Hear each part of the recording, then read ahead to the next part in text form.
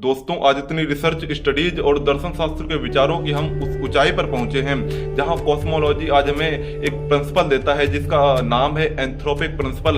ये प्रिंसिपल बहुत ही अजीब और कॉस्मोलॉजी का एक दार्शनिक सिद्धांत है।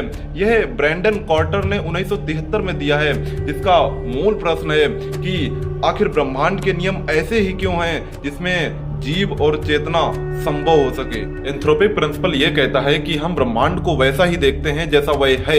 अगर वह ऐसा ना होता तो हम देखने के लिए मौजूद ही ना होते।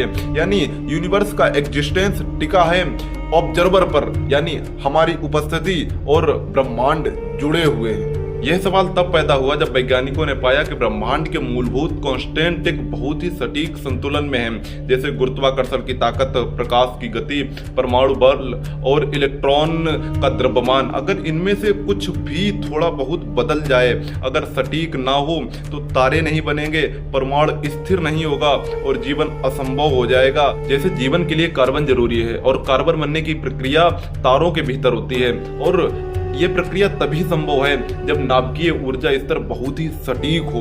एंथ्रोपिक प्रिंसिपल के दो रूप हैं। एक है वीक एंथ्रोपिक प्रिंसिपल, जो कहता है कि हम ब्रह्मांड के उसी हिस्से में होंगे जहां जीवन संभव है। जैसे मछलियां समंदर में रहती हैं या जल में रहती हैं, तो वो ये नहीं पूछती हैं कि आखिर ब्रह्मांड में पानी क्यों है, क्योंकि वो हमेशा पानी में ही रहती हैं। और एक है स्ट्रॉन्ग एंथ्रोपिक प्रिंसिपल, जो कहता है कि ब्रह्मांड के नियम को ऐसा होना ही चाहिए कि जीवन उत्पन्न हो सके।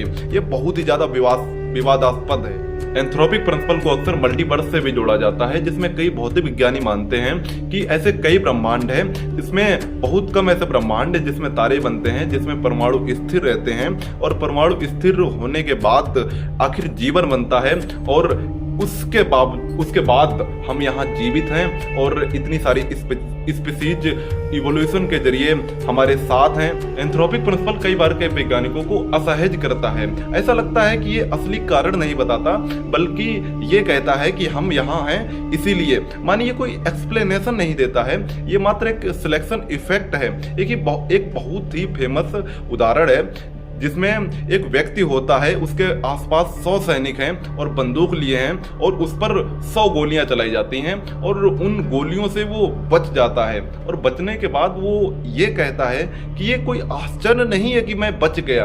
अगर मैं नहीं बचता तो ये सवाल पूछ ही नहीं पाता।